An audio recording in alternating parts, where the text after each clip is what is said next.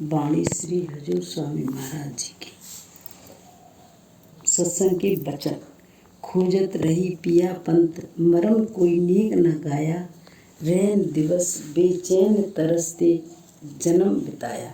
कहते हैं अफसोस है जन्म बीत गया। तड़पते तड़पते उम्र चली गई, परंतु परमात्मा के मिलाप का मार्ग आज तक नहीं मिला। ये वियोग कब जागृत होता है? जब परमात्मा किसी को बख्शना चाहता है। गुरु अमरदास जी के समय का वृतांत है। आप 22 बार गंगा स्नान करने गए। जब आखिरी बार जा रहे थे तो रास्ते में एक ब्रह्मचारी मिला। उसने पूछा कि कहाँ जा रहे हो? आपने जवाब दिया गंगा स्नान करने। और आपको कहाँ जाना है? ब्रह्मचारी ने कहा कि मैं भी गंगा स्नान करने जा रहा हूँ। दोनों साथ चल पड़े। 7 रोटियां खाई। जाते समय धीरे धीरे स्नान किया और वापस चल पड़े। आखिर गुरु अमरदास जी का घर आ गया। अभी ब्रह्मचारी की मंजिल बाकी थी। बातचीत करते प्रेम प्यार हो गया। दोनों एक दूसरे को अंदर की दृष्टि से देखते थे। गुरु साहिब ब्रह्मचारी को अपने घर ले आए। जब रात को सोने लगे तो ब्रह्मचारी ने पूछा, यार अमर, तुझे गुरु से नाम लिए कितना समय हुआ? आपने कहा कि मेरा तो कोई गुरु नहीं। इस पर ब्रह्मचारी कहने लगा, हे तेरा कोई गुरु नहीं, तू निवरा है। अफसोस, अगर मुझे पता होता कि तेरा कोई गुरु नहीं तो मैं कभी तेरी रोटियां ना खाता। मेरा सारा कर्म नष्ट हो गया। यह कहकर वह बड़े दुखी मन के साथ अपना बिस्तर उठाकर चल दिया। जब चला गया तो आपको बहुत अफसोस हुआ।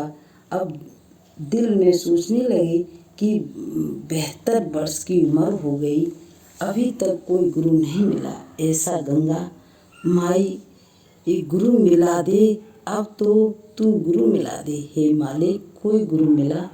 इसी चिंता में वो रात भर नींद न आई। जब सुबह हुई, बीवी अमरो गुरु अंगद साहिब की पुत्री ने, जो कि आपके भाई के पुत्र की पत्नी थी, वाणी पढ़ना शुरू की। वह रोज सवेरे उठकर वाणी पढ़ती थी। वाणी के वचन आपके हृदय को छूने लगे। आप बड़े प्यार के साथ सुनते रहे। वह पुत्र वधू लगती थी, भाई के पुत्र की पत्नी। आपने पूछा, ये किसकी वाणी है? उसने उत्तर दिया कि यह गुरु नानक साहिब की वाणी है, जिनकी गद्दी पर मेरे पिताजी विराजमान है। गुरु अमरदास जी के दिल में प्यार था, तड़प थी। कहने लगी कि मुझे भी उनके पास ले चल। बीबी अमरो बोली कि जब तक मेरे पिताजी आप ना बुलाएं मैं नहीं जाया करती, और यही उनका हुक्म भी है। आपने कहा कि तू मुझे जरूर ले चल। अगर तुझे इसमें कोई पाप लगे तो मुझे लगे। अगर वे तुमसे नाराज हो तो मेरी जिम्मेदारी है। आखिर वह ले गई। जब वे गुरु अंगद साहिब के दरबार में नज़दीक पहुँचे तो उसने कहा कि आप बाहर ठहरे, मैं अंदर जाकर अर्ज करती हूँ। जब अंदर गई तो गुरु अंगद साहिब ने कहा कि बेटी, जब आपने ससुर को साथ ले ही आई हैं तो अंदर भी ले आ। इस प्रसंग का आगे के वृतांत के संबंध नहीं।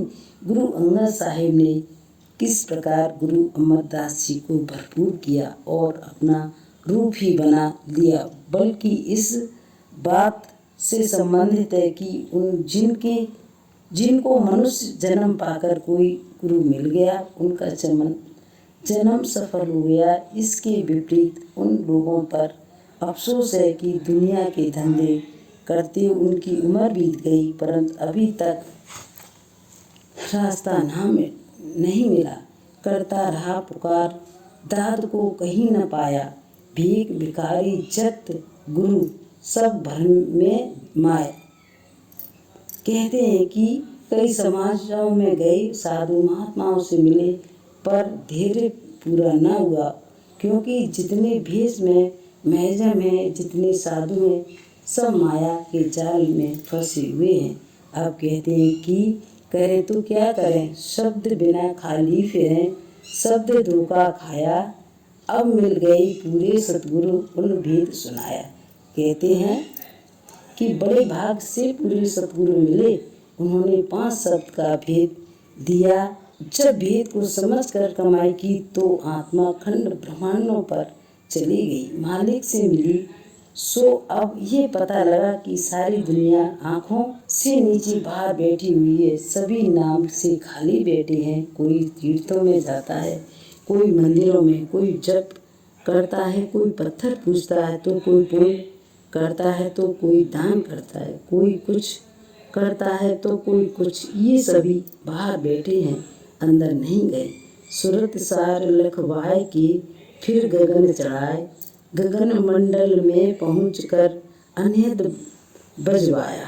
कहते हैं सतगुरु ने क्या किया कि पहले सत्संग सुनाया, फिर शब्द का भेद समझाया, फिर कहा कि 9 दरवाजों से अपनी सूरत अथवा आत्मा को निकाल। यहाँ स्थूल शरीर में मन और माया मिले हुए हैं।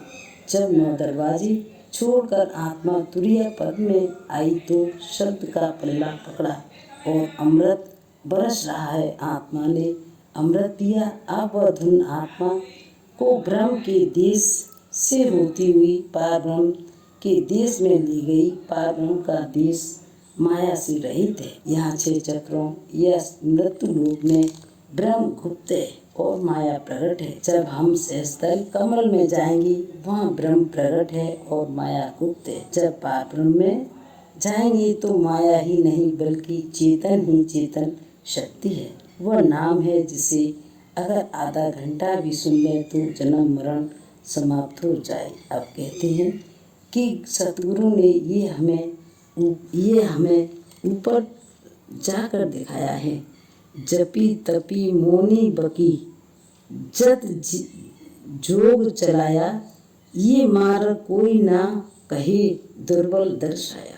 कहते हैं संसार में अनेक जाति हैं, तपी हैं, योगी हैं, ज्ञानी हैं और साधन करने वाले हैं। इसी प्रकार असंख्य साधन भी हैं, परंतु जो शब्द का मार्ग है ये सबसे ऊंचा है और किसी न किसी महात्मा के पास ही है, आम नहीं। क्योंकि योग साधन के द्वारा योगियों को मुक्ति नहीं हुई। उन्होंने गुरु नानक साहिब से पूछा कि मुक्ति का साधन क्या है, तो आपने उत्तर दिया कि शब्द।